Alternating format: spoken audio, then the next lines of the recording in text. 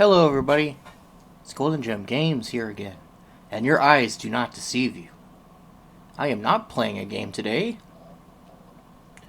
Instead, I'm making a tier list about my favorite anime, Dragon Ball. As the title suggests, it's from the original series, Z, GT, and all the characters in Super before the Universal Survival arc, where they prepare and fight in the Tournament of Power. And this is over how I feel. 5 tiers and a whopping 86 characters are on the list somewhere. Certain characters who are a little too minor, like one-off characters like, I don't know, the Orin Temple kids or the Quinkichi guy. Well, characters like that don't make it. But there are some more minor characters here if they're around enough. Like Kui, he almost didn't make it, but I think he was around just enough to make it. Anyway, just to make it easier on myself, I'm going to start with the characters I don't have a lot to say about before I move on to the ones I have a lot more to say about. So let me see here. We got... Okay, how about Aider? Android 8 here, this third slot. How do I think about Aider? I like the idea that he was built as a weapon, but he doesn't even want to fight. And that makes Murasaki super angry, and so does and White. General White is super mad. He's like, "You fool, you." I think that actually makes him a pretty unique character, where he's one of the few strong characters who doesn't even want to battle. And he was pretty compelling in I think he was a good part of the arc he was in. I think I put him at good. There we go. Another character I don't have a lot to say about is 19, because he's not around a long time either. Well, I think Aider's around more, honestly. He really only serves as a way to amplify the danger of the Android Saga with destroying that whole city that Goku and them were in, only in a couple of seconds, really. He just blew up like half the city in like a second. And that made them really angry. And also, because of the heart virus, Super Saiyan Goku couldn't even beat this thing. Though I think one small point towards 19 is that even though this is more of a Vegeta point, the fight that Vegeta gives 19 is awesome. And though overall though, I think 19 is poor. Not a very good character. He's not really interesting. He looks a little interesting, but not really anything else going for him.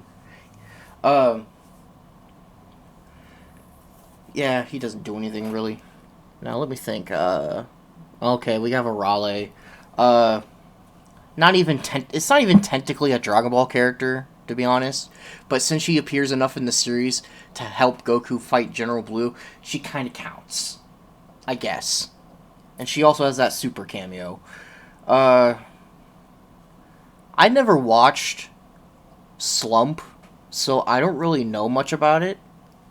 Though from what Dragon Ball portrays it as, it must be one goofy freaking world. Average. I say. I'm only putting her really there because I don't really know her character too well from her own series. But yeah, that's where I put her. Let me think. There's more. Oh yeah, Dr. Briefs, Panchi, and Scratch, Bulma's parents and the pet. I don't really have anything to say about Panchi and Scratch. I mean, Panchi's kind of funny. She never actually gets named in the show. That Akira Toriyama actually gave her that name. So some of you might be like, where do you get that name from? Well, yeah, that's where you get it from. On the other hand, Brief here, he actually did stuff for the plot. He's like the smartest person besides Bulma. He built Goku a spaceship with gravity training installed, which is awesome.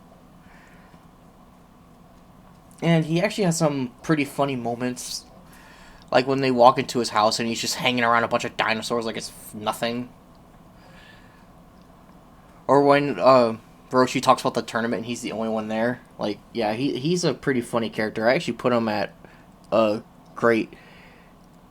But because Panchi and Scratch are less interesting, it slides down here. Boop. There's average. Still a lot more of these to go. Oh yeah, another one I have a lot to say about. Bubbles and Gregory. King Kai's partners, you know. Bubbles is kind of funny. I think Gregory is funnier. They're mostly just hang around for fun and filler, except for when Goku trained there and when Yamcha and them trained, I guess, too. As characters, though, I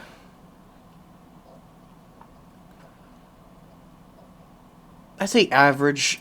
They could if they had like more depth to them than just being funny side characters.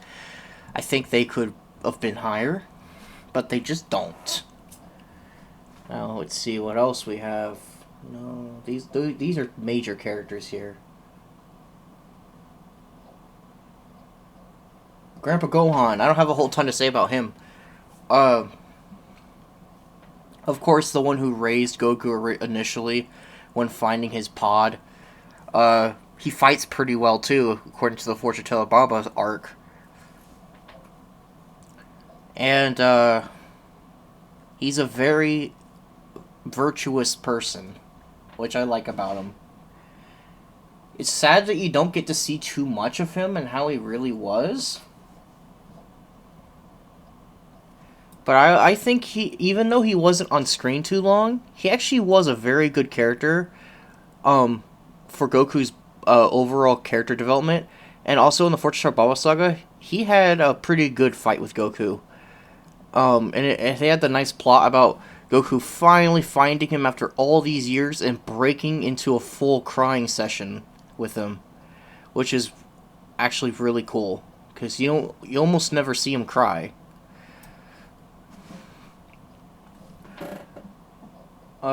No.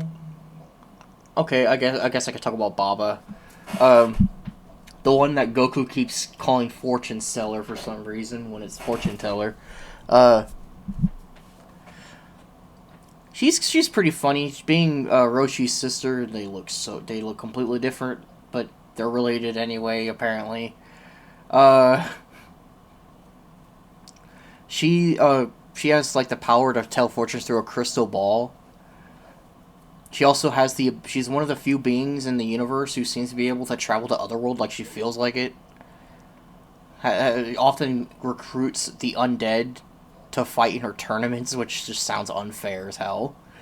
And she's super stingy with business. Like, she's a killer businesswoman, as Roshi puts it. Making you either pay, like, millions of dollars, or I'm sorry, zenny, or pay it by getting your ass kicked. I actually think that makes her a very funny character, and she's also very good at telling a lie, telling when people are lying. I think overall she's actually another great character.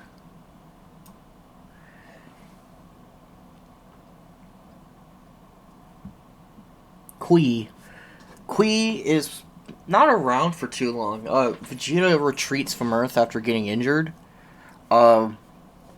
Meets Kui. Kui spouts about how Frieza's going to make a wish on Namek. Vegeta's like, oh, like hell you will, and then he tries to beat him there. Kui decides to follow him so he can disperse of Vegeta, but then he realizes Vegeta's become a little bit too powerful and ends up acting cowardly, and then he dies. I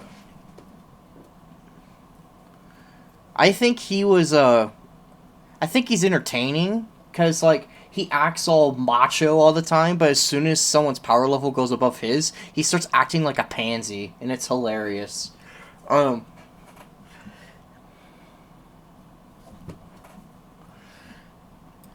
think he's great as well. Now, no, those are two main. Chaozu's not that big of a character, really. I mean, Tien's well. Okay, so Chaozu is an interesting character. When he appeared at the beginning of the what's the 22nd? Yeah, 22nd tournament. He apparently fried a guy so badly that he had to get full body bandages, which made him seem very intimidating. And gave Krillin one hell of a fight. Also, one thing I like about him is that he actually has, like, he has some kind of telekinetic and, like, psychic powers. Something that is very rare in the series. Most people don't really have special abilities. They just kind of, fight. They have more brutal type attacks. But you don't see a lot of people going around going, "Oh yeah, you're paralyzed now." So it's really cool that you can do that. That you can do that. Though he's weak. He is not strong at all. In fact, that could become super apparent when Nappa and Vegeta show up and he can't do anything. And after that, he really doesn't do anything. Like, to be honest, in Z, the only arc that Chaozu matters is the Saiyan arc, and not even that much. It's only in the original series that he had any kind of role. And I think they handled him pretty bad. Despite the fact he's interesting, he's a poor character. Just like 19. Because they just didn't write him well. Yeah, they did give him a good, intimidating introduction in the 22nd tournament, but as soon as that was over, they had nothing to do with Chaozu, and just kind of killed his character in a way, by just not giving him anything to do. Okay, that's another one down. Yeah, okay, what about Jocko? I think he's really funny. Also, Boba needs to shut up and give him some space, because he keeps making fun of every little thing. And I love it when Jocko goes, "You have no gentle bone in your body." Like, I feel bad for the guy. Sure, he kind of likes to bend his own rules of his job, being a space cop, essentially. Um, Trying to stop crime and beat the criminals. But he also tries to avoid anything that's considered very dangerous, which, come on, man, you're a cop. But, I actually think he's an average character. I think they could have, if they did a little more with the guy, I put it great, but they didn't do too much. But he's a nice side character, though. He's an entertaining side character.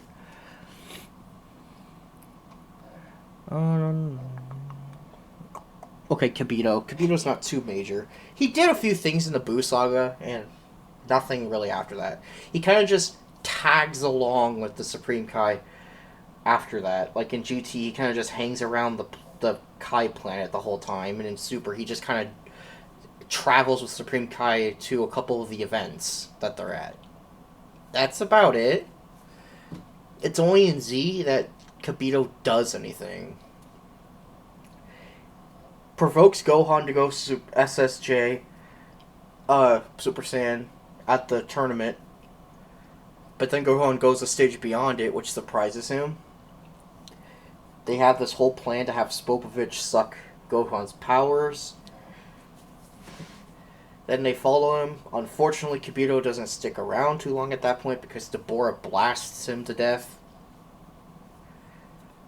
But afterwards, they do find a way to bring him back, because they revive him, and he ends up saving the Supreme Kai, who was on the brink of death himself, after getting pummeled by Buu. And after that, he kind of just supports a little bit here and there while they're on the Kai planet, while Gohan's doing his ritual and whatever, and when they do the Z sword training and all that. Overall, I actually don't really like Kibito too much. He's kind of boring. Like, yeah, he's a bit arrogant and gets angry a lot. Like, "Oh, you think a mortal can do what we can't?"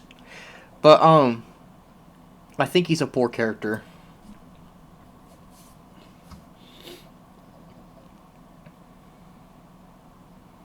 Okay, King Yama. I like this guy. King Yama's funny. He's literally the judge of if you go to hell or not. And I think my favorite version of him though is from Kai because when Kami says that King Kai is stronger, he's like, "You shouldn't talk that way to someone who could send you to hell," and I love that line way too much. Um, and then he like tries to make excuses about his power to make himself sound strong, like how they said that Cell was so. I think it was Cell or I can't remember. I think it was either Cell or Deborah or something, where they said he was too strong and he had to use his charisma and personal magnetism. I'm like, oh my god. uh, I respect the guy because he's able to do the most insane paperwork ever, often having to report and you have to listen to the person. You gotta pick their judgment, and he did that for millions of people at a time, and he can just do it. I'm like, that's some dedication to your job. Overall, I think he's a really good character. Put him in great. Launch. We're talking about both versions, both yellow and blue, both the bad trigger finger and the nice gentle one. So I think she's probably a character that I hate that she's not in Z. Like, besides a few filler scenes in the Saiyan saga and that one cameo during the Kid Buu saga, she just isn't in Z hardly at all. But in Dragon Ball, she's everywhere, and she's great throughout the entire fucking series. She's been there since the second arc, and she's been through every arc since, through the whole thing, and she's always been a good character, too. She has these two personalities that she changes between every time she sneezes. And when she's Yellow Lawn, she's like this crazy violent lady who shoots who's like obsessed with guns. And she whenever they go to the tournament, she would literally like scare people with her gun just to give them front row seats. I love that detail. But then Good Lodge is like, I hate guns, and she would like get scared when she sees them. And it's like she's always spending the time trying to cook, and whenever she's outside somewhere, she's like, is this supposed to be a picnic? Oh my god, she's so funny. Honestly, she is also a great character. Almost godly. It's a shame they just... it's Akira's fault. He just forgot she existed after Saiyan Saga for some reason. Ah, yes, my. Uh, okay, this one might take a bit longer because they brought her character back in Super in a big way in the Trunks arc. At first, she was kind of just like Shu, just being Pilaf's underlings, goofing around, trying to be serious, trying to do good plans, but they're just so incompetent. They can't do anything right. Though, to be fair, Goku's crazy, so I'm not gonna judge him too hard on that. And that's essentially their role for Dragon Ball, is just being Pilaf's minions, trying to help his plans. In Super, they... I hate the writers of Super. I really don't like a lot of... I like some things in Super, but a lot of things in Super are dumb. Why did they make her age back into a kid in Super? I have no idea. That's a big point against her, honestly, because there's no reason to do that.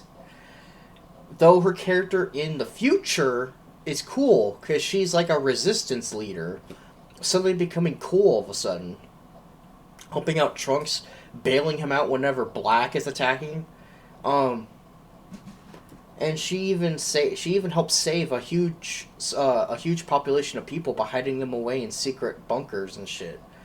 So yeah, that's a point up for Mai, but her being regressed to a child for no reason is a point down. Overall, I'd say it's I'll put average.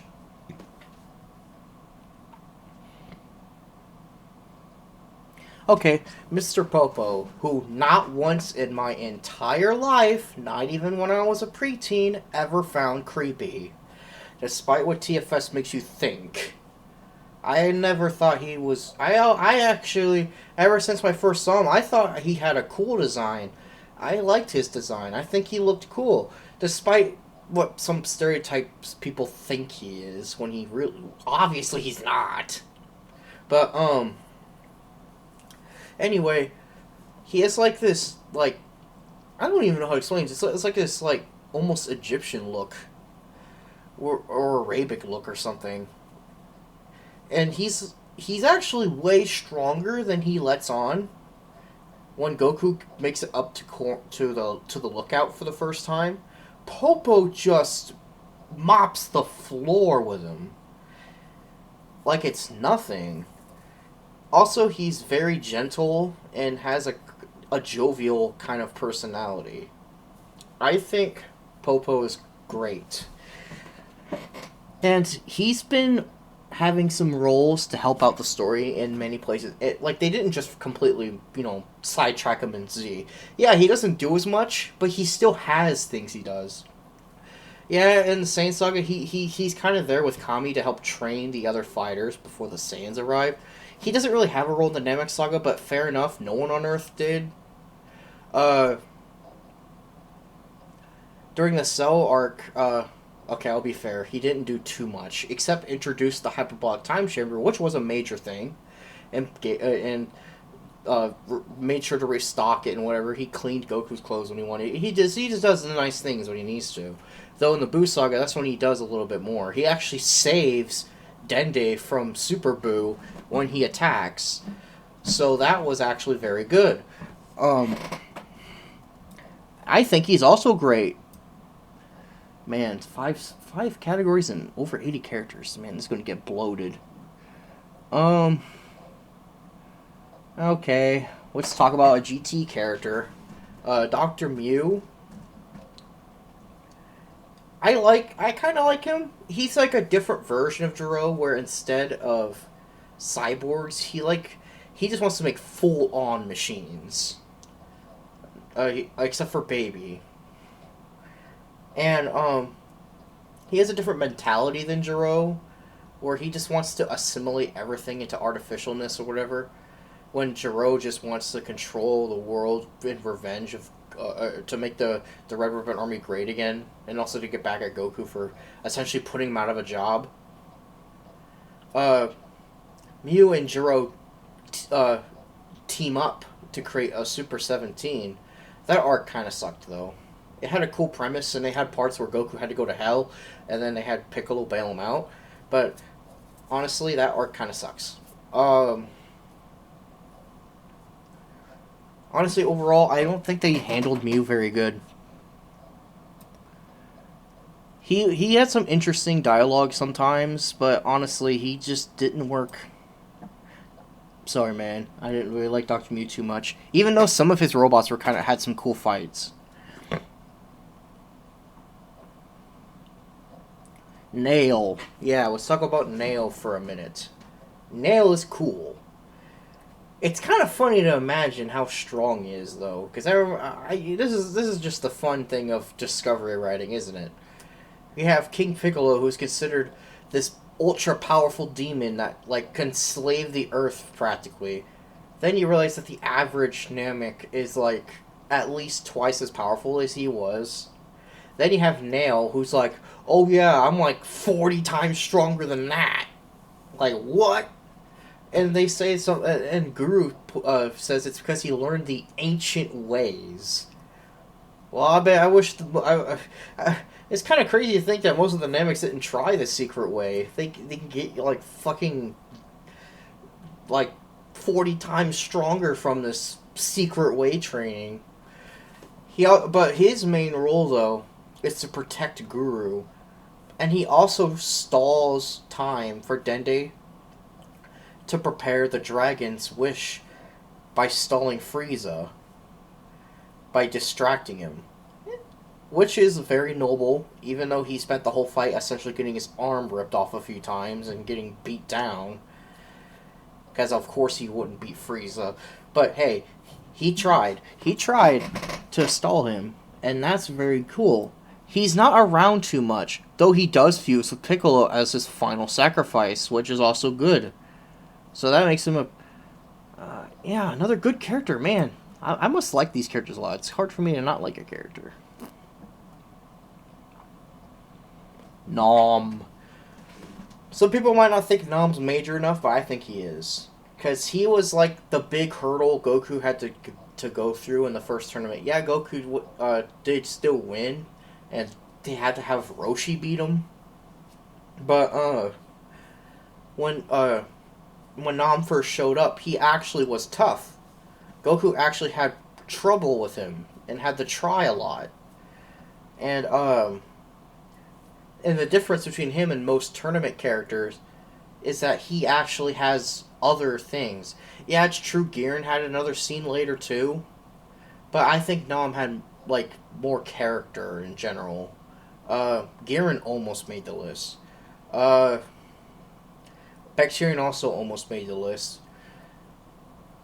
Also, apparently, according to Kiritoriyama, Bacterian was a chef, by the way, which sounds horrible. I do not want that gross thing cooking my food. But yeah, back to Nam. He is very serious and spiritual. Like, he cares about his family a lot. His family is suffering from a horrible drought. Like, everything's dried up. They can't drink anything or hardly eat anything. They're on the brink of being offed by this drought. And Nam has to go to the tournament to win. Thankfully, Roshi tells him about a well that's free, and he gets very grateful about it, which I like that aspect, where he didn't assume anything was free, because he was so serious. He just wanted that prize money. He was so dead zone focused on it, he didn't realize there might have been somewhere around here that had free water. He didn't even think about it. And I think that sheer determination, and also he doesn't want to hurt women, which is a unique character trait not many people have either. I think overall, Nam was another good character. Man, there's a lot of greats on this list. Now, we have more to go through. We got... Okay, let's talk about Nappa. Nappa is Vegeta's right-hand man, essentially. He was the general of all the Saiyans, according to him. He is pretty strong, too. I mean, if you think, he's actually stronger than King Kai, for Christ's sakes. There's not a lot to say about him. He's just kind of an arrogant musclehead, essentially. That's kind of what Nappa is. And he had some good... But one thing that saves him is that he had some good fight scenes. So, I put him at average.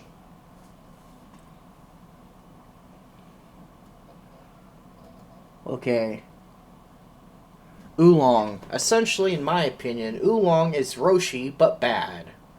Yeah, they're both pervs. That's true. But the difference is that Roshi is brave and is strong and will progress and help the plot when he needs to. So yes, he will gawk at the ladies when he feels like it, but he'll also get serious and stern when he needs to. He will do what's right. Oolong is the opposite of this. He's going to gawk, and he's going to run away from everything. He's just going to run like a little baby. He wants to avoid the plot at all costs. He kind of hinders the plot a lot, because he doesn't want to do anything. And the biggest question I have is, why not get new friends? Because later in Z, it's like he says, this is my friends, and he says it like he doesn't like them. But why doesn't he just leave? I'm sure at this point Bulma wouldn't fucking care if he left. She wouldn't yell piggy. I don't even know if that works anymore after... I don't even know how long that pill lasts. I'm sure it wore off by now. But, like, honestly, in my opinion, I don't really like him. He's just bad Roshi. He's garbage. He has some funny moments, though a lot of the moments he has, they go so far that it just goes into cringe mode. I do not like the part where he turns into Goku. That part, I always skip it every time I get to that scene. Roshi does the perv joke better. Ox King, he's funny. When he first shows up, he's this big, imposing figure. Goku couldn't hurt him when he fought him first. No, this was before the training that he had with Roshi. This was before he ever did that. But when he fought him, he couldn't hurt the dude. And the guy is considered a very powerful man around the world. Though after that, his character does slightly does change over the time. In later parts of Dragon Ball, he is still considered strong, though he doesn't do a lot. And by the time in Z, he kind of becomes a supporting character, giving Gohan toys all the time. At least he's very funny. I think he's hilarious. I think overall, though, the big ox over here is the middle. He's a mid-tier here. He's average. Puar. I don't really like Puar.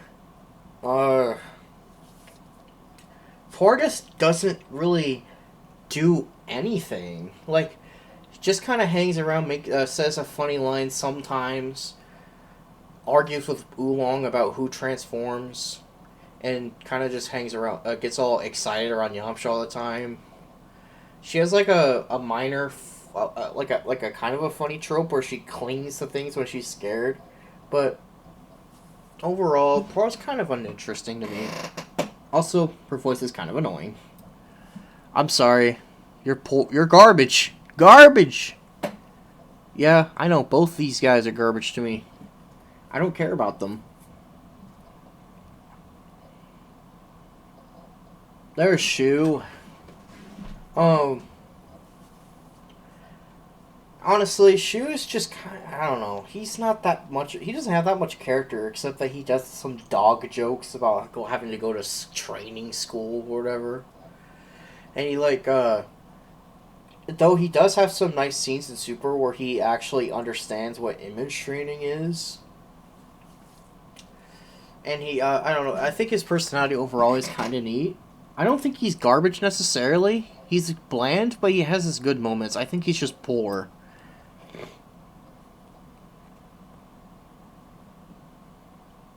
Ah, yes. How could we forget Staff Officer Black? I think he's enough of a character to fit. He's like probably... I actually really like the idea of his character. Working for the army, he's being the second hand to Commander Red. But Commander Red constantly belittles him. And then he learns at the end that all he wanted was to grab the Dragon Balls was to fucking grow a few inches taller. Which is stupid. And Black knows it's stupid. He kills his own commander so that he can be the new one, because he realizes that the man that he's been working for this whole time is a fucking idiot. Even though he says that he's intelligent, yeah, so what if you're good at golf? Who cares? But Staff Officer Black is cool. He actually ends up trying to bribe Goku, or not bribe, but he tries to sweet talk Goku. Goku doesn't fall for it, though. He doesn't think he really wants to help him. He actually tries to fight him with a battle jacket, I think is what they call them.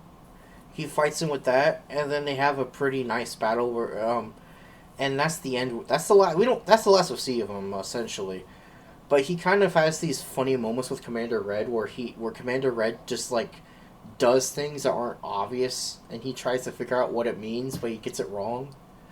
And he also had a nice role in the Path to Power movie as well. I think overall, I actually really like the idea of Staff Officer Black. And also, I don't want to be racist, but he's one of the few characters in the series who actually is black. Because for some reason, I guess the character doesn't want to put black people in that often. So that's kind of a treat in its own right. There we go.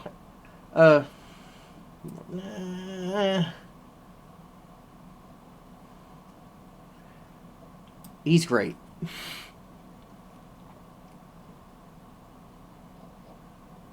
Upa and Bora, I'm putting them together because they kind of work as a set, honestly. Um, Upa is still very young throughout most of the series. It's not until Z where you see him as kind of like a almost like a teen almost, and he really doesn't understand anything about the world because he's been hanging around his father his whole life. Um, Hanging by being the Corn Tower Guardians. Uh, he gets scared easily. He does have a funny scene where he brings garlic to the Baba's place to scare off Fangs. That was funny. And Boro is cool because he's able to tank gunfire from military guns. That is crazy. Though then Mercenary Tao shows up and kills him. And that actually becomes a huge plot point in the series because Goku has to get the balls back so to bring Bora back to life. Also, is it just me, but like just watch the scene in the dub of Bora getting out of the grave, and then specifically the part where he picks up Upa. Like if you look at that scene, when you think about it, it looks kind of creepy because like Bora has this static facial expression, and he just picks Upa up and spins him around without saying a word or even making a sound with this static face. It's almost like he's a zombie. That scene just looks weird. But okay, that's just me. He's cool though. Bora and Upa are pretty cool characters, so I put them at average though.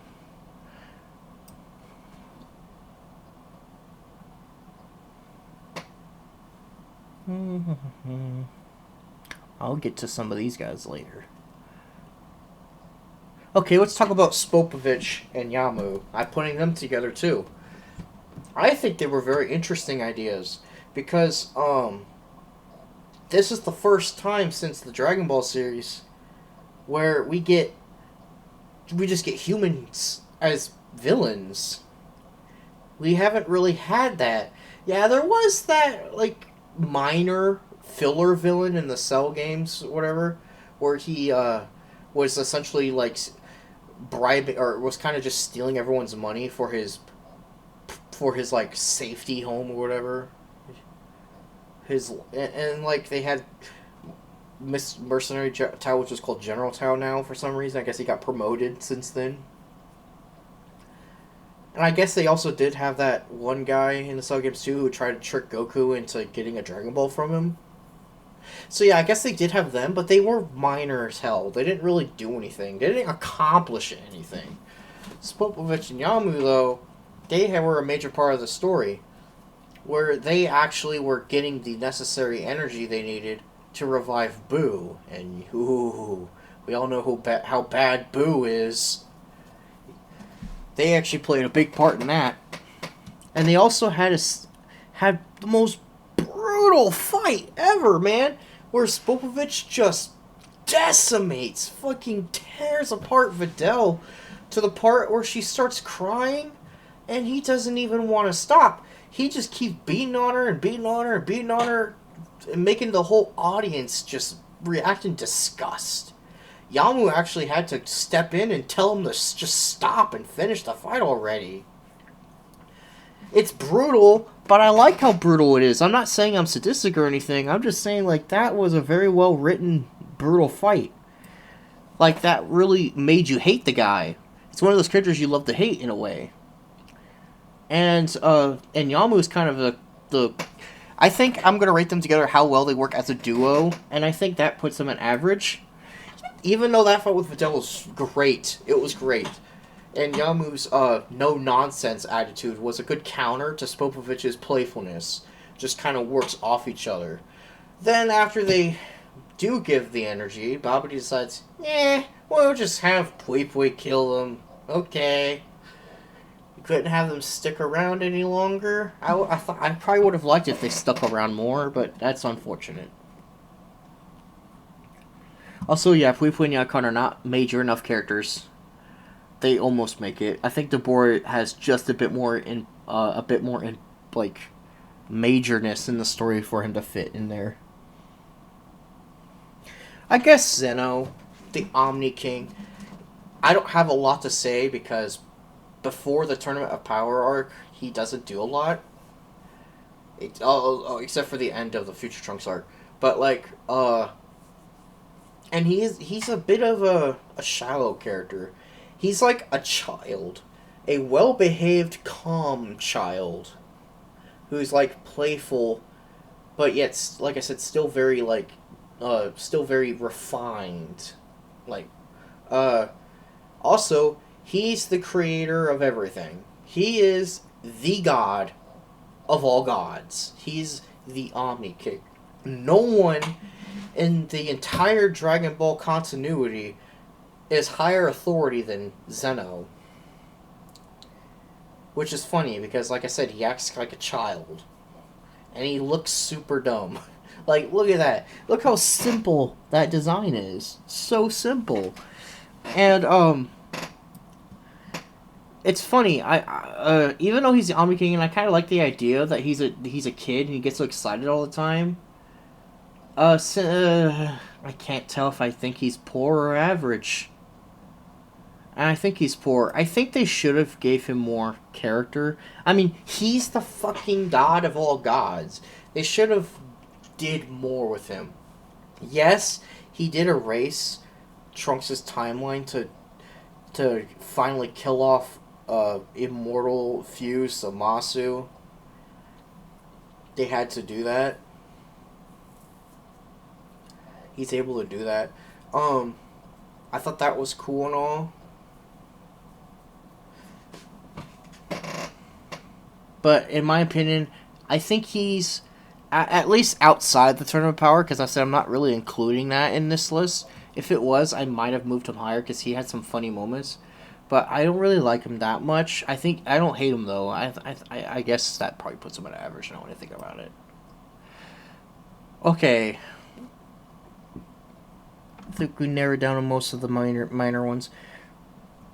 Okay, I guess we can just get quickly go through in chronologically, I guess, at this point. So, or something. Where is he at? I know he's here.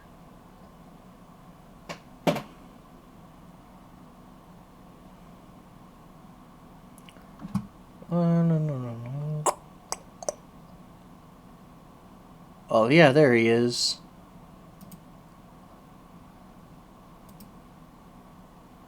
I believe that's the right... Yeah, that's right. That's King Piccolo there. His minions aren't major enough. Tambourine was almost going to be on the list, but I decided I think it was for the best that we didn't. But King Piccolo is funny, man. I like him. He was the first character. Well, I guess Mercenary Tales kind of did it too, but he was the first character to truly be intimidating. Like, he was this demon that came out of Kami that just came down to Earth and just obliterated all the human resistance like it was nothing. And only a few trained martial artists were able to fend off his demon hordes. But then Piccolo showed up and just completely desecrated all the monks. They couldn't do anything. Mutaito couldn't beat him in a fight. He actually had to seal him with a special technique that seals evil. And then he threw him into the ocean to never be seen again. And so Pilaf was stupid enough to open it. Because of course he did. And because of that, he came back for a second reign of terror, destroying everything again. Taking over King Furry's position as king. And having his own Piccolo Day, where for the next 43 years, there will be an annual destruction of an entire sector of the planet. Which is pretty sadistic. I mean, a slow, scary death? Well, that's just messed up. And he's also really strong and has some good fights with Goku. In fact, the first time he fights Goku, Goku gets fucking destroyed. And, he actually has to fight him a second time because, you know, he has to get the divine water and all that so that he could fight him. I think he was a really good character, actually. Good.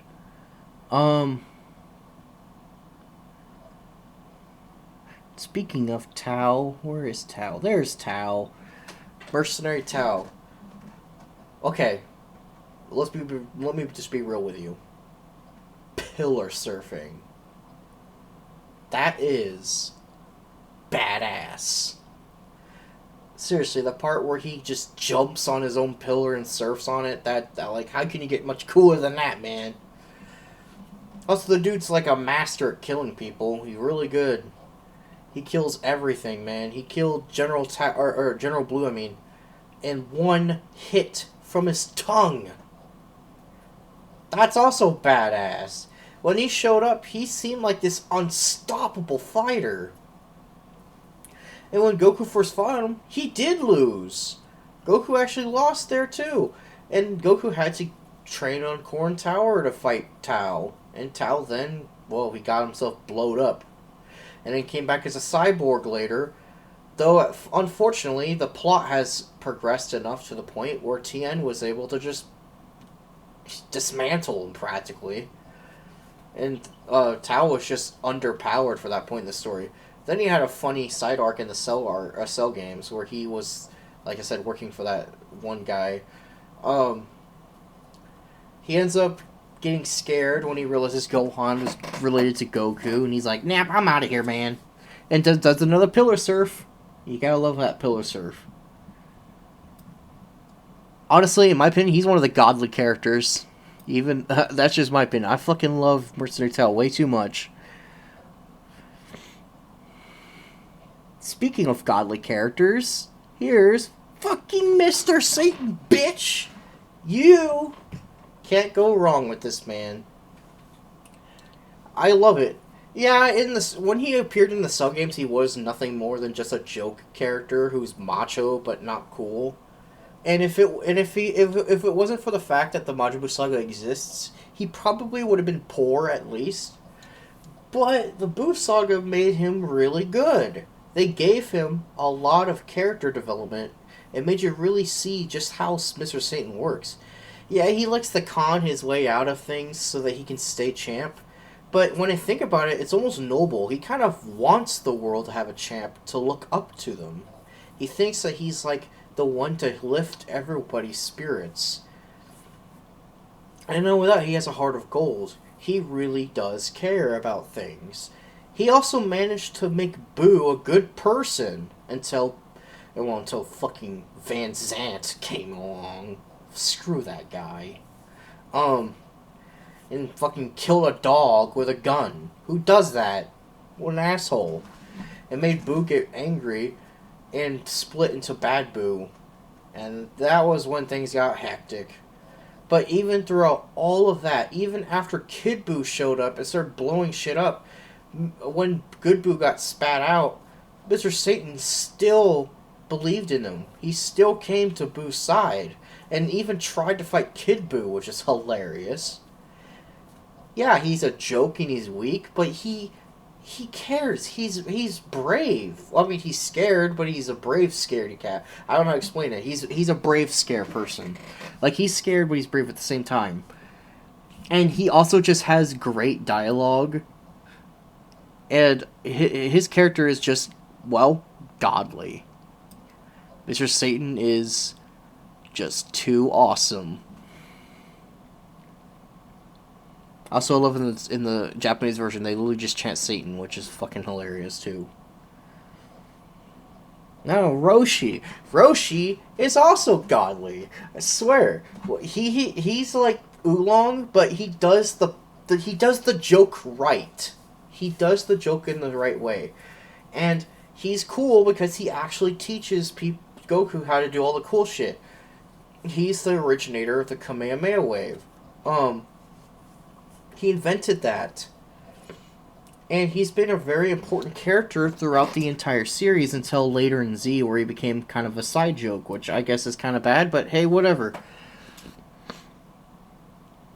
I think Roshi's godly. End of story.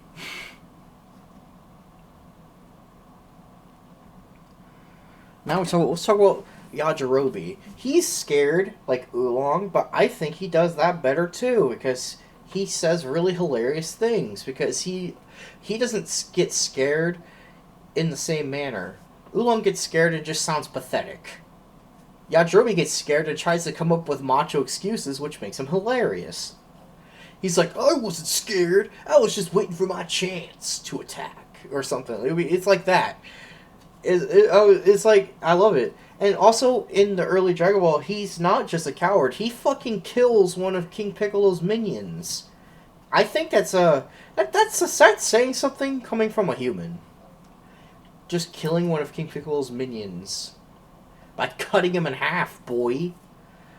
He even cuts off Vegeta's tail when he's in Grade 8 form so that the heroes can finally beat him.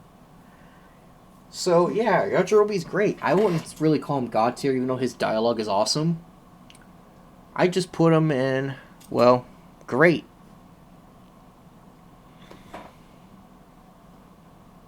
Okay, I guess I could just get through this now, since we have Champa and Vados. I put them together, okay? If that's, you have a problem with that, that's your problem. I think it's kind of funny how Champa's like the overweight version of Beerus. Like, he doesn't know how to fucking stop eating.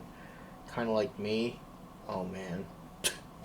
But, and then we have Vados, who's like constantly trying to put him on a diet and gets like so distressed that he doesn't eat or doesn't go on the diet. And I think it's hilarious. It's such a good dynamic where it's like, come on, sir, you need to eat this. It's low on fats. No, I don't want that garbage. Like it's such a good dynamic. I actually think they also are great because they have some good humor there. Okay, let's talk about Oob. Now, Oob is not much of a character in Z, but in GT they do more with him. The part where he fuses with Boo is cool, and he was like Goku's new student. I think that's a good plot point. Is that they wanted to have Goku pass the torch to a new fighter, that being Oob, being the new hero. He even does a pretty decent job fighting off Baby in one of his transformed states, though he doesn't quite do it. He doesn't quite win, but he does a good job. And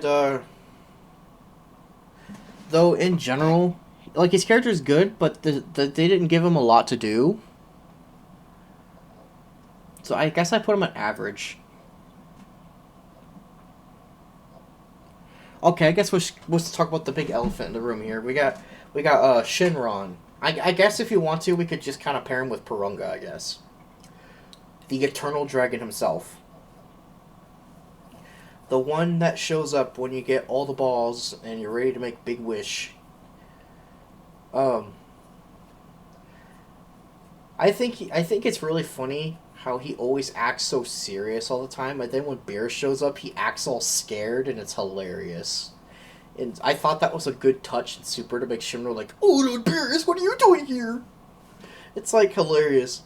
But like at every other point in the series, it doesn't matter who you are. It doesn't matter if you're some evil nutcase or the most virtuous person on the earth. He has the same attitude towards everyone. He's like, "Make your wish, okay?" He's like, "You can make it." Purunga's kind of funny though, because Purunga's like Shenron, who has a personality, like has like a sense of humor. Or Purunga's like, "Okay," with like he puts up his hand, making an "okay" like sign with his fingers. I thought that was kind of funny. Or when Boma calls Shenron cute and he blushes, like that's hilarious. Um, Even though he's a very important character, I can only really put him on average. That's all I can do for him.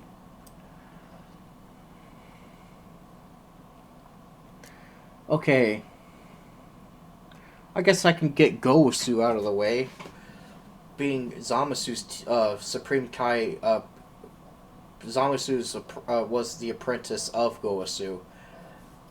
Um, Gosu is very naive for a Supreme Kai, maybe even more than Universe 7's version. Uh, he also apparently makes GodTube videos, which is one of the most hilarious plots ever in fucking Dragon Ball. I like to see this GodTube. What is that like? I don't know, but it's great. And he also helps trying to convince Zamasu in the future to change, and he gets disgusted at just how off the path his student becomes. And it makes him lament, and it makes him realize at the end that he needs to actually pay more attention and be careful of what students he chooses, which is a good character growth, where he tries to teach himself not to be so naive next time. I'd say another great character. Okay, I guess I could talk about Guru, the eldest Namek on Namek. He was able to unlock people's hidden powers, not as much as the older Kai, but still a good amount. Gave Gohan and Krillin a boost, and entrusted everyone to get the Dragon Balls away from Frieza. He's also the one that's linked to Porunga, just like Kami's linked to Shenron.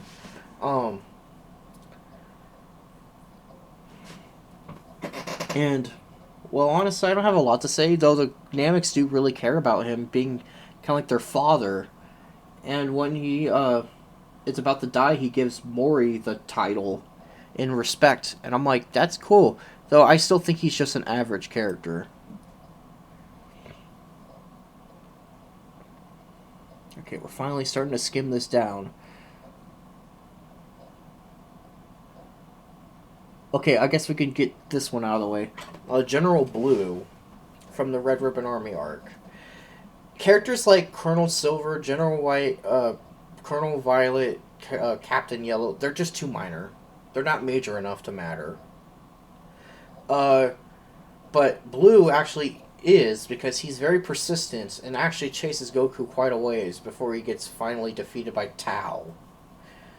He has psychic powers, another rarity in the series, where by looking straight into his eyes, he completely paralyzes your body. So yet again, something I wish more characters had, like, more special, like, otherworldly powers like that. And he's also really strong. He actually beats Krillin, crazily enough. And he's also really funny because he's a homosexual, which is just really weird, but works.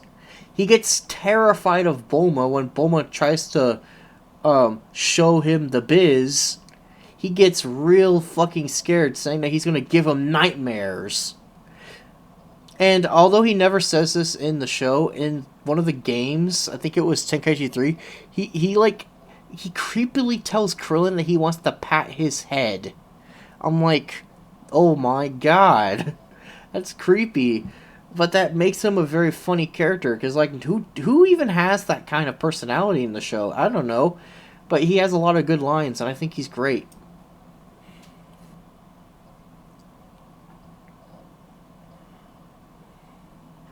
Okay, I guess I've been pulling out for a long time. I forgot about Pilaf there. The great Emperor Pilaf. The very first villain in this whole series. He is actually... I actually kind of like this about him. He doesn't really fight. He is not... He's actually one of the villains in Dragon Ball who doesn't flat out want to fight you. Instead, he lets he lures them... Or he has, like, these two agents do his work for him, Big Mai and Shu. Though he mentions that he has other agents, but we never see them. Oh my god, Toriyama.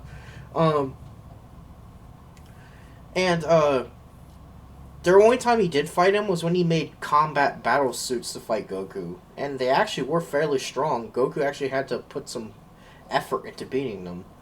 But every other time, like in the first season, he essentially tried to off them using traps and gimmicks inside his castle. not directly being involved. Which I like that. Why can't we have more villains that don't that indirectly fight Goku instead of directly fighting Goku? I like that. I wish they did that more. And also, he's hilarious. Like his treatment joke. That was hilarious. He's almost godly, but I put him at great.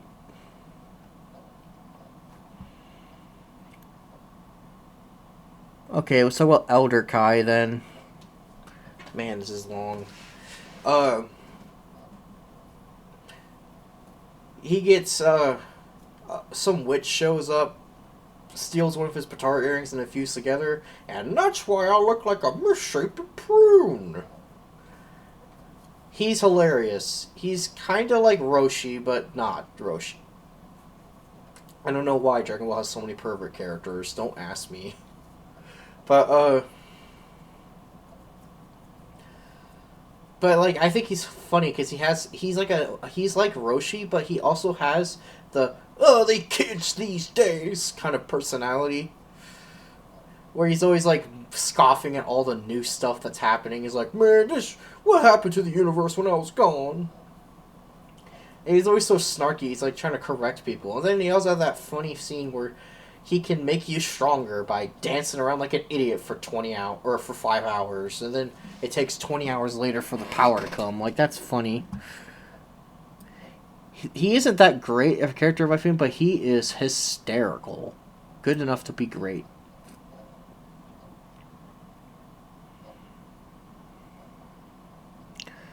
Okay, I guess we can...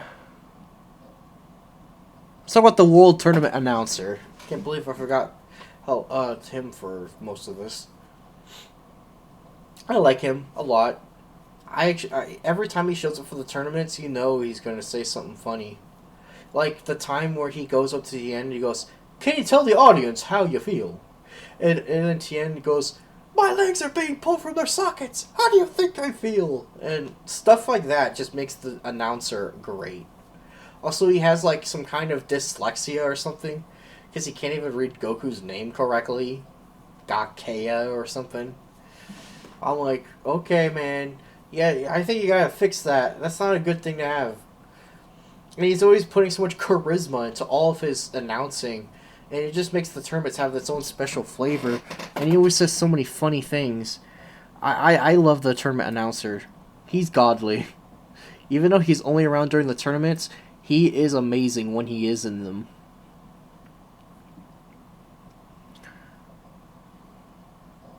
Okay, let's just talk about Baby. He is the last remaining Tuffle of the Tuffle race that used to live on the old planet Vegeta. When they had the Civil War with the Saiyans.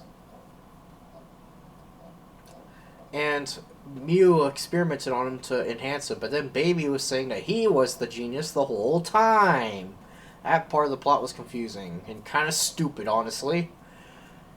He had some fairly good fights throughout on Earth, and he also was another character who had a nice concept that's rarely used. He actually tried to defeat the Earth not by fighting them, but by infecting their minds and brain controlling them. That's not common in the series. That's different. And it actually works, and almost everyone on Earth becomes Baby's loyal subjects. Even Bulma gets turned over. And Bulma even creates a Blitzwave machine to make Baby stronger. So that's pretty crazy. I think that makes up for some of the dumb plots he has early on. And even though I don't think this is a popular choice, a lot of people think the whole Baby saga is a piece of garbage. I think Baby as a character was written fairly well. I'm putting him on average, though. He's not that good, though.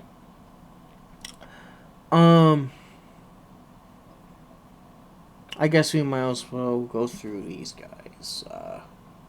Oh yeah, let's talk about Chi-Chi now. Pretty major character. She evolved a lot throughout the series, starting off as a scared kid who can just kill things with her weapons. So like every time she gets scared, she kills everything in sight, which is hilarious. she also thinks Master Roshi was a fake at the time for a time, and then gets attracted to Goku. I'm like, bro, you guys are still little kids. You can't have little kids going like, I'm gonna get married. That's creepy, man. You don't have kids say that. You're too young to understand that concept. But it does happen though. At the 23rd tournament, they have a fight with Goku. Goku beats her easily. Then they propose during the tournament. Um, and of course they have this whole arc where they have a honeymoon where they have to collect things to get to fix a furnace to stop burning Ox King's castle so they can actually save the Ox King, and then have the wedding, which is how Dragon Ball ends. Then in Z, she kind of just becomes a housewife joke. And not just any kind of housewife, one that's super strict about everything apparently, and gets pissed off whenever Goku tries to mention doing anything but studying for Gohan. Honestly, I kind of like but also hate her newer character, and I think her character in the 23rd tournament was good, though she was a little too gushy. And the child version was okay too. It's kind of hard for me to really decide where she goes. I think she's just average.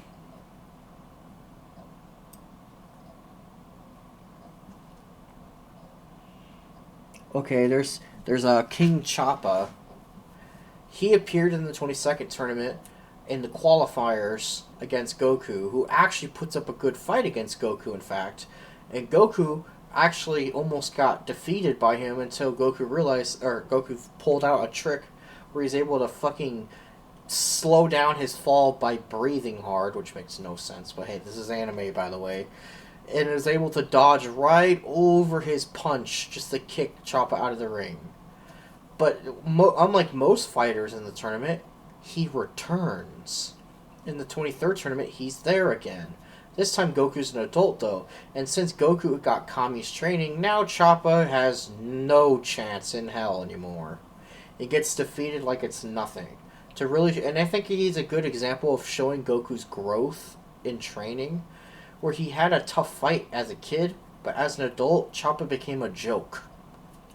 And Choppa was considered a legend in the martial arts world. That in one of the tournaments he was in, he won the whole thing without even getting touched by a single opponent's attack, which is insane. I think he works well as a plot device, but as a character, he's kind of bland. So I think poor would be there. Korin. Korin is... I guess... how would I put Korin? He has some good moments I like. He has some funny moments with Yajirobe when Yajirobe decides to kind of just live up there for some reason. He's the guy who makes the sensu beans, which heal you when you eat them. And you have to climb his long ass tower to get up to him. And he does this training where he tells you that there's sacred water. So you want to get the sacred water, but he plays keep away with you with it. And when you finally get it, you realize it's normal water. And he's like, what was the point? The point is that you trained by trying to get the water, which I thought was very clever. Then he realized that there is real, actual divine water that you have to go through an ice maze to get later on. Out of the 13 people who drank it, died. Yajirobe thinks it's just poison, but Goku goes for it anyway, and apparently gets some kind of Uzaru hidden power-up. A plot point I wish they actually expanded on more, because they did show off in the fight with King Piccolo that they show an Uzaru type of power emerging. And this became kind of a plot point that returned during the Popo training, and even briefly in Piccolo Jr., but it's like in Z when Red shows up, it's like the show just completely forgot. Oh yeah, Goku had this like Uzaru hidden power. Not anymore. We're not going to have that a plot anymore. They kind of just dropped that. But, Korin is a good character, but, I just put him at average, though.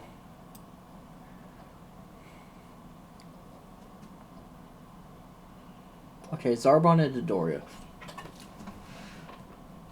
Dodoria is just Dodoria, you know? Big Frieza's henchman chases down Gohan and Krillin when they stop them from offing the Namex. They save Dende from Dodoria when they try chasing him. Dodoria eventually just gets destroyed by Vegeta. Honestly, Dodoria works for the plot, but as a character, he's poor. Zarbon's a little bit better because he has more of a personality that I like, about being kind of regal in a way, and even having a transformation where he as he says, it's a transformation he hates using because it makes him look ugly, and it does. And he actually hates using it because he cares about his looks, and that actually gets in the way. That he has where he's vain, and the only reason he transforms is because Vegeta was fighting so well he needed it to beat him. Though Vegeta manages to escape the Frieza ship later and manages to have a rematch with Zarbon and actually beats him the second time, probably Zenkai Boost. I think unlike Dodoria, he's not just average, he's not poor, he's average. Raditz. It's a shame Raditz wasn't around very long. Because when you reveal your main character's fucking brother, you think they would make a bigger deal out of it. They do at first, where he's so powerful, he just one-shots Goku by kneeing him in the stomach. And they have to have Piccolo and Goku team on him to win. And Raditz does have some funny lines, trying to call Piccolo a green man or something. Or when Piccolo gets his arm cut off, he's like, "You're half dead already!" And he introduces the whole Saiyan plot. I think Raditz is great. I just wish he was in more things. But since he isn't in more things, I put him in average. King Kai is funny. Even though a lot of people go, "Oh, your jokes are corny." Of course they're corny, but that's what makes them funny. Is that he doesn't know how to tell a good joke, but he tries, and he thinks he's the funniest thing on the planet. His planet. But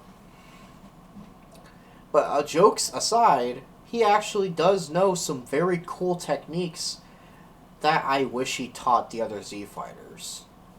Why didn't you teach the others Kaioken, for Christ's sake? I can understand if you don't want to teach him the Spirit Bomb, but at least teach him the Kaioken. But yeah, he invented that move. A move that literally makes you go, "Oh yeah, for a short burst of time I could just double my fucking ability stat. Yeah, buddy. My senses, my offense, my defense, everything gets increased. I become a beast." And also he has so many great moments. King Kai is great. Kami is Kami. Kami is great too. He's like the gentle side to Piccolo, and throughout a lot of the series, he has this kind of gentle old person, but he also has a secret side of being kind of saying some funny things like, "I taught Goku nothing." That part was funny. And he also gets this reluctancy to fuse with Piccolo, but when they do fuse with Piccolo, oh boy, they become a beast and a half. Able to fight 17 to a standstill after that. Anyway, he's the Guardian, gives Goku great training, and the others. It was able to let Goku see King Kai in the first place. Kami's great.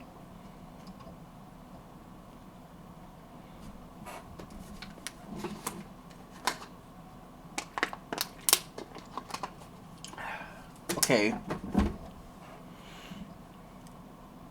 Still more to show.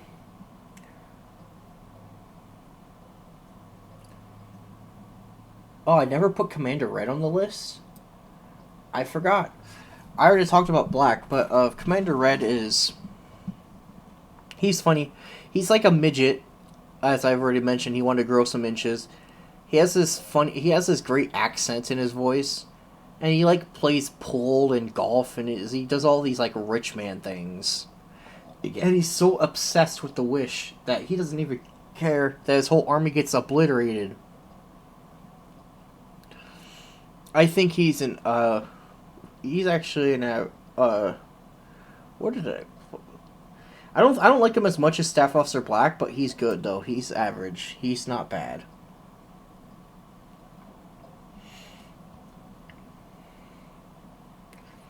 I guess we might as well talk about Whis now. Whis is Beerus's angel, his attendant. He's the one who tries to be the calm for Beerus's storm, I guess. Being a lot more being more polite and not being as pushy as Beerus generally is. Whis, I think he's kind of boring though.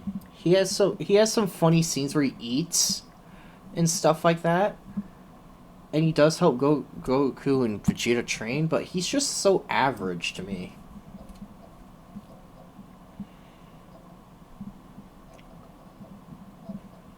I guess since I just talked about Whis, I might as well talk about Beerus too. Um, Beerus is pretty funny. He's the god of destruction. He says things like, "I'm being polite by not destroying you," and stuff like that. He also has the same thing as Whis, where he seems to go gaga over tasty foods. And usually that's the one thing that prevents you from being killed, is giving him something good to eat. Is usually all you need to appease this god.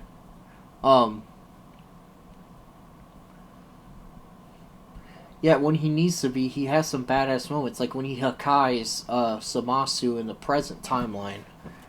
Um, I think he's also average, just like Whis, though. I guess I might as well round off the Future Trunks characters I've already done by talk about the one I didn't talk about, that being Zamasu. And I'm going to include Goku Black as well, because, they're technically the same person, just inhabiting different bodies. It's just that the Black acts a little more arrogant because he's inside a Saiyan body now, or whatever. But they have a very strange ideology. They believe that the universe cannot be peaceful unless there's no intelligent life on it. Pretty fucked up idea. They wants to literally kill the mortals. Though I guess things like plants and trees can live. They're technically mortals too. But I guess he realizes that they're not going to do anything bad. And he's going to be the sole ruler of the universe. Yeah, ruling what? There's going to be no one. There's going to be nothing to do. And people try to explain that to him, and he's like, "You just don't understand my dream." And he gets very philosophical about the whole thing, and he even cries about his dream. Villains don't do that in Dragon Ball, really. You don't have villains start whining, there are villains that whine, but often not get put to tears. That for their own ambition. I think he brought something very interesting to the table. And even though some of his narration's a bit of a nightmare to listen to sometimes, he does go a bit overboard on it, and the ending of that arc is stupid, he's a good character.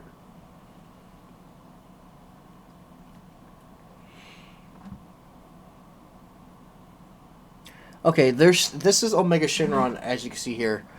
I'm just gonna talk about the Shadow Dragons as a whole, just all the Shadow Dragons, because I don't feel like making them individual. I think they were a very interesting plot. Honestly, a part of me wishes that this was a thing earlier in the series. Like, imagine if this happened in the middle of Z, then, things like Majin Buu would actually be a problem. Because it's like, oh shit, we can't just wish things good again. And it's like, but But I like it because it's like, oh, you used the Dragon Balls too much. It looks like they crack, and now dark energy pours out of them, creating a black smoke dragon. And now we have evil Shinrons, essentially, that are all very strong in different ways. Oceanus Shinron is cool because he or she can, like, metamorph into two forms, and also has a barrier move. One of them, I think they have Raid Shinron who has, like, electric powers. Who has electric powers? That's not common. Um, Ice Shinron and Nova Shinron are cool because they have this dual dynamic of being brothers who have opposite ideals. Well, Nova wants to be an honorable fighter. Ice Shinron just wants to win at any means necessary, no matter how unfair it is. And he's talking about how there's no rules in a rule book about how you fight. You just play dirty. And that's how Ice works. And Ice also has the ability to freeze people. That's also something that's very rare. I think the coolest one is Haze Shinron, because his power is unique. His power is not that he's strong, it's that his power makes everyone else weak, which is also very cool. And then they have Sin, who's the most no bullshit, he's just going to kill Goku because he knows he needs to mentality. Fuses with all the other dragons and becomes this practically unstoppable force.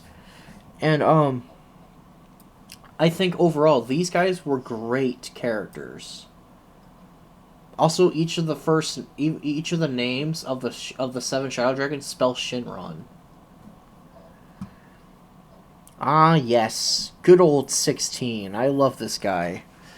He's one of my favorites.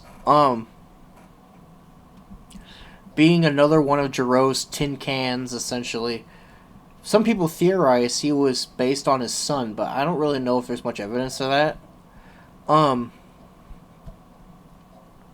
He's so gentle. He's even though he has programming to kill Goku, he seems to be very gentle and very nature loving outside of that objective, and actually becomes friends with the other characters. He just couldn't bring himself to like Goku because his entire programming says you're not supposed to be friends with this guy. You're supposed to kill him.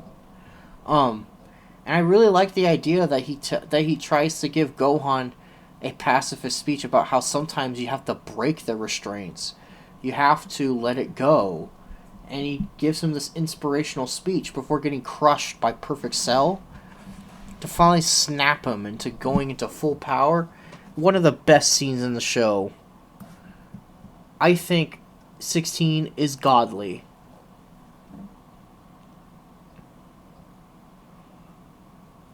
I guess we can talk about Cell while we're at it. The ultimate android. Created biologically instead of how the other cyborgs were created. He has three forms you see throughout the series. There's imperfect, semi-perfect, perfect, and he technically has a transformation after that where he goes super perfect, where it's just more of a power-up, though. And his personality is great. Like, he always talks about how he's destined for greatness and that his job will be fulfilled, and when he becomes perfect, it's great, because he becomes like this almost perfectionist-like person, where he thinks that now that he's perfect, there's nothing left to do, and he even said at the end that he might just blow up the Earth and leave, because he thinks there's going to be nothing left to do on the planet, and I'm like, that's great. And Cell also was a great villain. He had many good fights, especially in the Cell games. It was a big battle, man. It had one of the best battles in the whole show. Cell is godly. Now, I guess we can talk about Dende. I guess we're overdue for talk about Dende, aren't we? He helps out a lot throughout the Namek saga to help Krillin and Gohan kind of understand Namek better. And he also does the wishes. And then after that, he becomes Kami's replacement, which was a good idea because that gave his character something to do. And he actually does a pretty good job of being Guardian. I think overall, Dende is a nice character. I put him at average.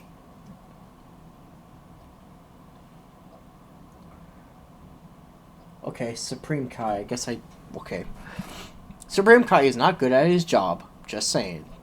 I think a lot of people on YouTube who talk about him being bad is true. But, he's supposed to be like the highest ruler in the universe, being Beerus's creator counterpart. Or whatever. And he wanted to stop Boo because Boo killed his other Supreme Kai brethren. And his way of going about it was kind of dumb. I have like a personal like in him, even though I know there's a lot of things wrong with him. I like him a lot for some reason because I just kind of like his design. I like the voice he got, and I just kind of like the concept of a Supreme Kai. I like it. I just wish his character was a little better. He has his moments, but I can't put him better than average.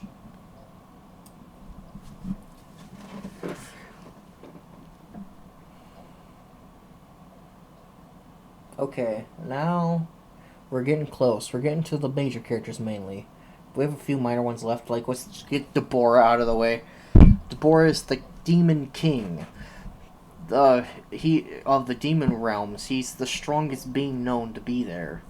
He kills off Kibito. He trains into meditation to fight Gohan, and they show him off as this really cool character. Also, his character design is awesome. I love how he looks. He looks cool, and he has a great voice. He has great dialogue. He's not around too much though, but I think he's another great character. He's actually one of the few great characters who doesn't stick around that much.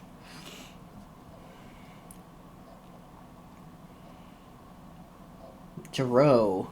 Yeah, let's talk about Jiro. We got, the one who created all these androids in the first place. Except Ader, I think. Yeah, Ader. Except for Ader, because Ader was made by Dr. Flap. But,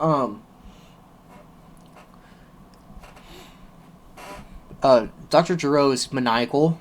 Once his Red Ribbon Army was torn down, he got very vengeful and he wanted to create these, like, death machines that kill everybody.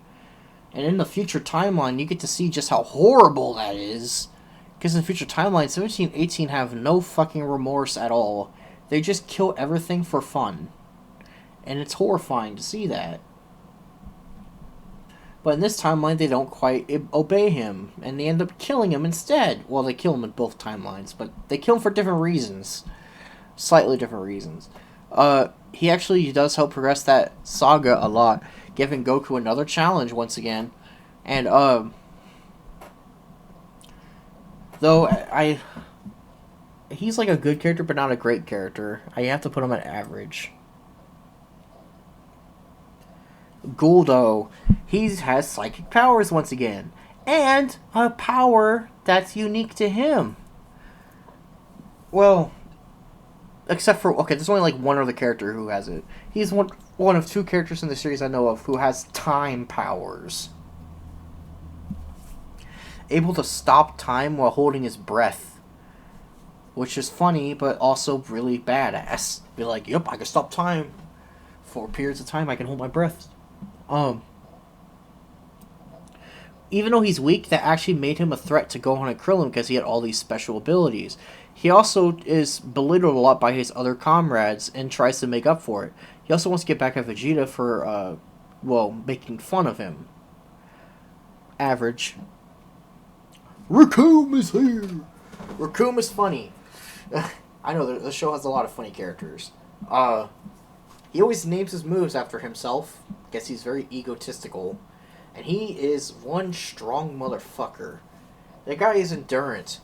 Vegeta blasted him to hell and back, and he just came back being like, oh, is that all you got? Yeah, he's obviously the tank of the Ginyu Force. And he has a great voice. His dub voice just cracks me up every time he opens it. And I'd say he's another average character, though. Berter. I wish this character was more of a character. I don't like how little they have him do things. He's probably the one Ginyu Force member who really does the least things. It's a shame, because Berter actually has a plot point revolved around something that Dragon Ball likes to avoid for some reason. Speed. A thing you don't hear much. The only times I can think of off the top of my head where Speed actually had any kind of plot relevance was, well, Birder and when Trunks went Grade 3 Super Saiyan. Just about every other time I can think about it, Speed is always just kind of paired with their power and not really distinguished. Which is kind of stupid. But they actually had Birder talk about him being the fastest, which actually meant something to me, because I'm like, oh, so it isn't about power, it's about speed this time. Now that's interesting. But he's not around much, and doesn't have much character, so unfortunately it's poor. Now we have, where is he? Jace. He does a little bit more than Birder. He's kind of like the Ki Blast type. He's like the strongest Ki user in the group. Outside of Ginyu, who's just better at everything than everyone else, really. And he has like this Australian voice. I like it. Yeah, Captain. I think Jace is funny, but there's not much else to him than that. And he does try to run away to Captain Ginyu and stuff. I think he's also just average. Now, the captain himself is a higher level than his minions, honestly. Ginyu is awesome. He has a unique ability to transfer bodies with people, which is scary. And he's very strong, too. He's like the strongest guy that Frieza has under his wing. And Goku had to try really hard against him. He also has a great personality where he always talks about how you have to live life with style. And he's always posing and making stuff up like, oh yeah, you gotta be stylish. He's having his own pose tryouts for the new members. I think it's hilarious. I actually think he's a great character.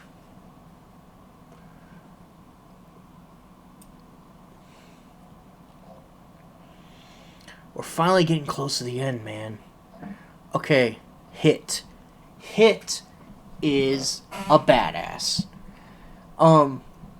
He has this cool, menacing tone to him. He's like so focused, and his fighting style is not based on powering up like everyone else.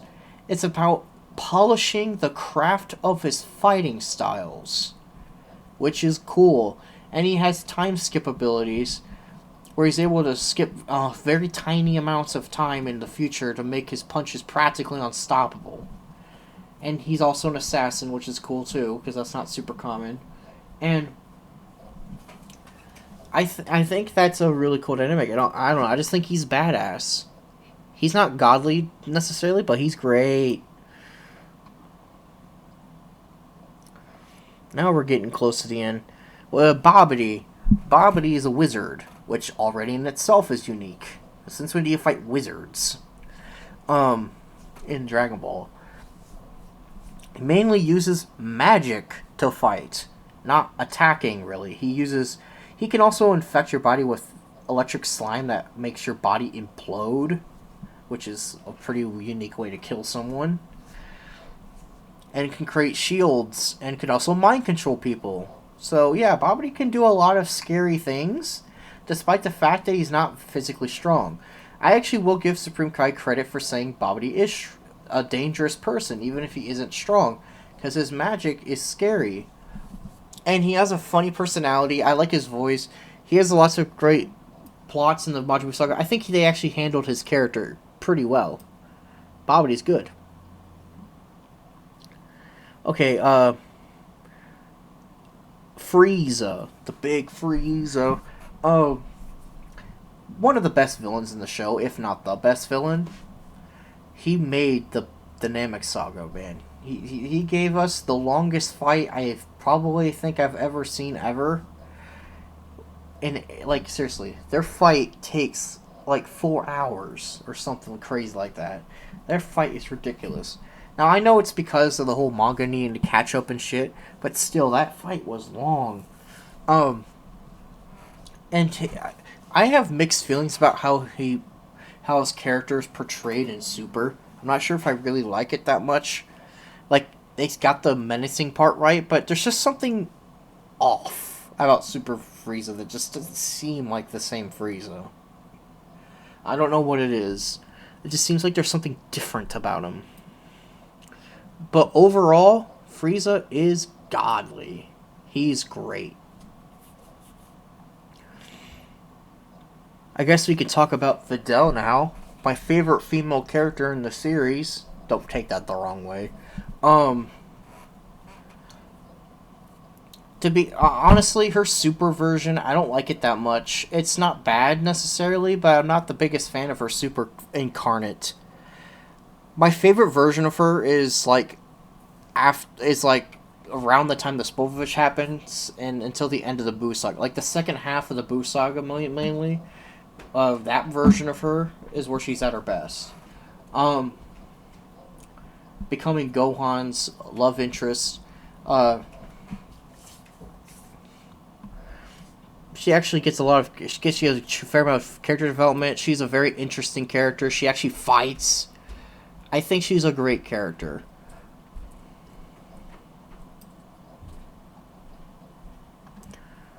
Ooh, we're getting close to the end now. Guess we're just about on all just the main characters at this point. Okay, Bad Boo. I'm separating Bad Boo from Good Boo because they're like two different entities. But yeah, originally Bad Boo was like that. When they split, of course he absorbs the good one and becomes super, and then he becomes Kid later on. But that's all Bad Boo. Um, he's the main villain of that saga, and honestly, I think they made him stick around a little bit too long. Like they just kept having him come back. Like you didn't need him to survive this long, man. He was such a long-winded villain. They had all these crazy things they had to come up with, like fighting with fusions and shit. Uh, but I like the idea where he's like evil incarnate, and in his original state, he actually has this imposing figure. Um, Also, he's kind of creepy because he's like mentally crazy. He'll just fly right into your fucking stomach and make you fucking fat and explode because he feels like it. I think he's great though, even though they make him stick around too long. And then now we have Good Boo, who's hilarious. He's just a child. He even falls asleep before before the Zeno Expo, which is hilarious. No, I don't think it was the Zeno Expo, was it? No. It was the Universe 6, yeah, Universe 6 one. That was the one he fell asleep for. Becomes Mr. Satan's partner in crime, I guess, in a way. Uh, Being Mr. Satan's best friend is kind of already a funny thing. I think he's great, too. Both versions of Boo are good. Oh, what do you know? We only have one row left. 3, 6... Wait, 3, 6, 9... We only got like 14 people left, and they're all major characters. Okay, let's get Pan out of the way. Pan, in, I don't really want to talk about her in Super because she's still too young. It doesn't show up in much scenes. I'm just going to count her from Z and GT version. Um, she's a brat in GT, but she's funny. And she has some moments where she actually helps out. I don't think they writ her character too well though, because GT honestly doesn't have that great of writing for certain places. I put her average though. I liked her better in Z when she was just adorable in Z.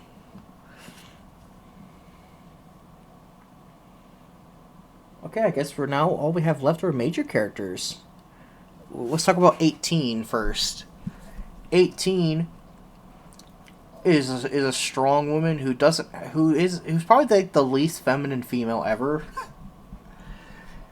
She also, it's funny how they have this dynamic where she doesn't even know what she wants to do for Krillin half the time. Like when they want to buy him a present, she doesn't even know what he wants, which is a funny dynamic. And I don't even know if I had to explain much why people like Android 18. Very good character. great. 17's also great. Having this playfulness and always wanting to have fun trying to go off-road on dirt roads and shit while they're driving a car. Like, oh, we don't want it. We could find Goku, but let's drive a car because that's fun. Like, I like that. And then he becomes a park ranger later where he actually wants to protect nature, which is a very funny contrast to his future version where he couldn't give a shit about nature. Also great. Oh, yeah, finally made it to Bulma. A very important character. The one who meets Goku. The one who makes the radar. The one who comes up with time travel. She does everything that the fighters need brains for, essentially. My opinion of her drastically changes depending on what arc you're talking about. In Dragon Ball, I have a love-hate relationship with her. I kind of hate that she gets so mad at Yamcha sometimes when he really doesn't deserve it. I'm not the biggest fan of that. And also in the Namek saga, she's just an asshole. But in the Cell saga, she's actually nice. She like softened up or something. Like she seemed very good. Like I liked the way she was in that. In Buu saga, she's not too bad. She's still okay. And in GT, she's kind of became an asshole again. Weirdly enough. And in Super, she's kind of the same way, but not as bad as Namek though. I think specifically the version of her I liked is in the Cell saga though. That's the version I think she worked out the best in. But overall, she kind of irritates me. But she's not badly written. I think I put her on average. Now, future Trunks, not the present day child Trunks, but the one from the future with the sword. He's an awesome character. When he showed up, he briefed everyone on all the stuff that's supposed to happen. He has a cool design. He has a cool attitude. Fans went crazy over him when he showed up, and I don't blame them because future Trunks is great. There's not much I have to say about him because you already know. Okay, I'm just gonna talk about Goku. He's the main character, but that doesn't mean he's the best character. I get what they wanted him to be like, though Super... Okay, I think one of the main things that's going to keep Goku low for me is Super. Super fucked Goku up. They made him act so stupid. Like, it was true that he was naive as a kid, but, like, by the time he had Kami's training, he wisened up a lot. And it's like in Super, he just forgets all of that and becomes an idiot again. And I do not like that. I mean, you know Majin Buu Goku would not cause the Tournament of Power. He would not let that happen. But Super Goku would because he's such a stupid idiot. There's a thing called being naive, and then there's one where your character regresses after time of learning not to be, which pisses me off. But since he's the main character, here's a lot to go through. I mean, he's been in everything. And I think overall he's average, actually. In my opinion, I don't even really like the main character too much. He has some good fights, and I liked him better when he was a kid, honestly. He was better as a kid, in my opinion. I think the last time Goku was truly that great was, like, when he fought Vegeta. Like, the first time. After that, he just wasn't quite the highlight for me. They had other characters I liked better. Okay, let's talk about the meme, the legend, Yamcha. He's not weak like people think. He's great. When he first showed up, he actually beats Goku in a fight. Even though Goku was hungry, still. He becomes a good supporting character, always finishing in the quarterfinals, literally every time in the tournament. I swear they did on purpose. It's always the quarterfinals. And in Z, he actually, sure he doesn't do too well against the Saiyans, but he does. He does go toe to toe with a Cyberman, and in the Cell Saga, he sure he just gets beat by Jiro. Man, they didn't let Yamcha do anything. I feel bad for the man, but he has so many great scenes outside the main fights. Like, yeah, he can't handle the real fights, but he can handle some of the minor ones, and he has a lot of funny scenes. And they wrote Yamcha fairly well. He's weak, but like he's a likable weakling. I put him at great actually. Now, the present day Trunks, the child one, um, he really does. He really is like Vegeta. He has like that same arrogance, but he also inherited Bulma's intelligence. Where in the Buu saga, he realizes my father didn't plan enough. He had to plan better than his father, which was good development. And being Goten's friend was funny. They had some good times. Trunks even pep talks his future self in Super, which is pretty funny that that's a thing. I think he's great. Tien Shinhan. Tien in like later sagas kind of sucks because he just practically is non-existent. In the Buu saga, he doesn't do anything. In the Saiyan saga, he does help out in the fight with Nappa. At least he tries to. And in Dragon Ball, he was Goku's main opponent in the 22nd tournament, and puts up a really good fight against him. A really good fight. And also, Tien also has these crazy techniques he never uses again, like growing extra arms and splitting into multiples of himself. Okay, he does use multiform a couple times later, but is there I don't know if I'm remembering correctly, but does he ever use four witches ever again? I don't think so. That could have been very useful against a lot of opponents. I mean, you know how powerful just having more limbs is? That means something. He also has 3 eyes, which is interesting. And also in the 23rd tournament, he also has another fight with Goku that's also really cool. Though Goku does show off that Kami's training was just too much for him. And he always has this mentality of the true martial artist who must always train. He's like, he will never give up. Even though he knows he can never beat Goku, it doesn't hurt to try. And that's the cool part about his competitive spirit, is that he will never give up. Even though his character kind of just... The last thing Tien did that meant anything was when he blasted Semi-Cell with his Neo Tri-Beam, and kept stalling him by blasting him over and over. He does very little in Super, though they had that cool idea of him having a dojo. That part was cool, and he has like this like spell casting rival that apparently try to use his witchcraft against him. I think it's average. I don't think they wrote his character too well. Oh look, there's only 5 left. Okay, Goten is fun. Whenever I see Goten early on, it kind of just brought me back to what it was like to see Goku as a kid. Always being so rambunctious all the time. The kid's a joy to watch. I don't know, man. I think I just wish I saw more of the kid. The kid's just fun to watch, man.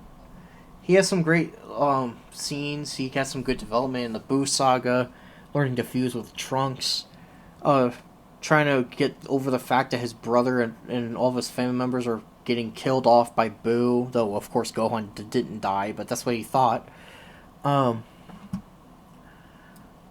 I think Goten is great, just like Trunks is.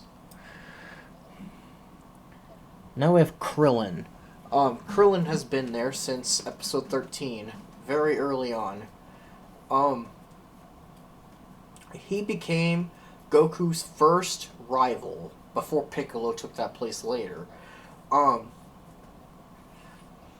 And they trained together with Roshi and became the best friends, Goku's bestest friends. They care about each other a lot. And even though later on, like in Super, became a little sidetracked, he actually had way more to do than characters like Tien did in later sagas. In the Saiyan saga, he was actually one of the few people. He was actually one of the few people still standing at the end of the fight, and was going to kill Vegeta, but didn't because Goku begged him not to. And he helps out in the Namek saga. He helps out. He doesn't beat any of the really strong guys, but he tries. And he also has the idea to sneak the balls away from Vegeta. Smart move.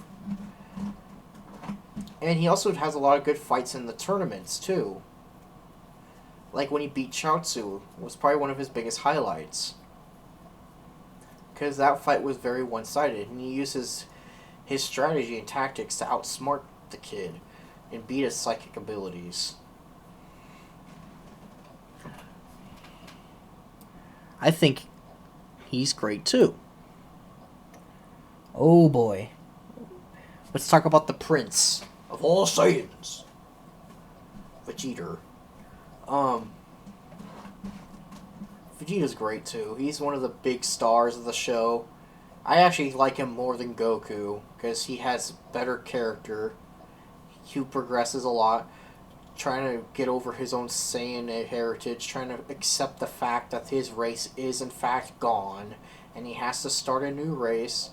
He has to he has to get used to the fact that the Earth might actually be a nice place to live. He gets used to that. He finally softens up and becomes a family man after wanting to kill them years earlier. He lets his arrogant self die down. In Super, I don't really like him that much. Yeah, it's kind of fun to see arrogant Vegeta again, but at the same time, it doesn't make any sense.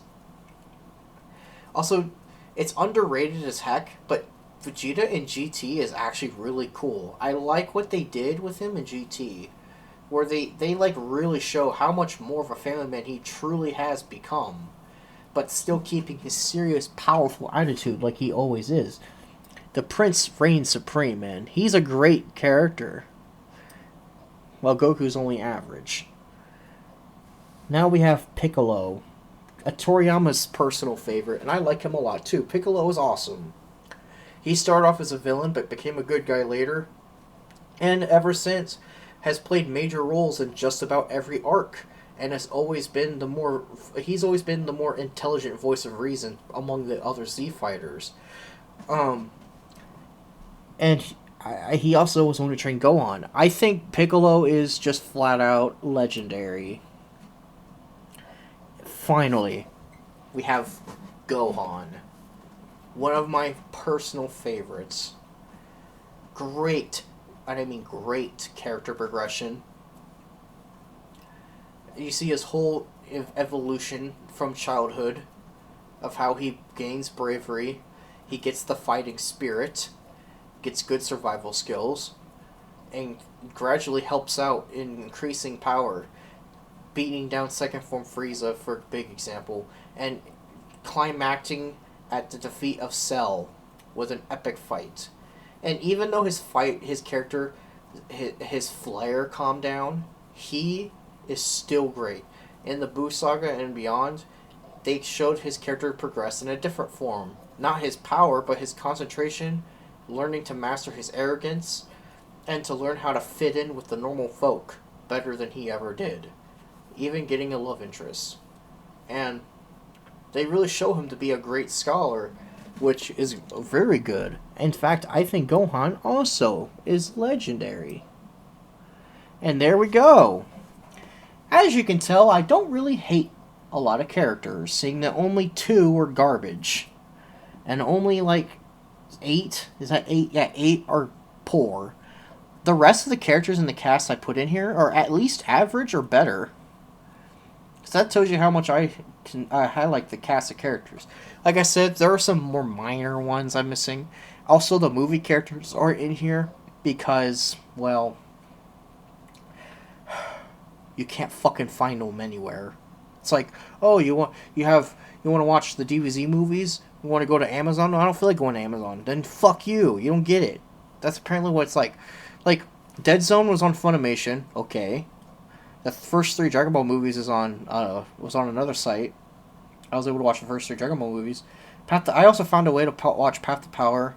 There's this one-off site I found to watch Slug, and then I found another place to watch the History of Trunks one. And also the 3 Super movies are easy to find, but when it comes to literally all the other ones, it's like either you buy it or you don't watch it. And I screw you on that. Why doesn't Funimation just have all the movies? Like, that's a legitimate question. Why doesn't Funimation just have all the movies? I already paid for the subscription. Is that not enough for you, assholes? Anyway, that's how I feel with the movies, anyway. I haven't even seen some of them yet. I've never watched Wrath of the Dragon once. For example. And I've only seen like half of Fusion Reborn. But anyway, this was a long fucking tier list to make. Whew. I hope you enjoyed my ideas of how much I like the characters, though. Big list. Hopefully, if I make a new list, I'll have way less slots. This was way too long. I hope you guys have a good day.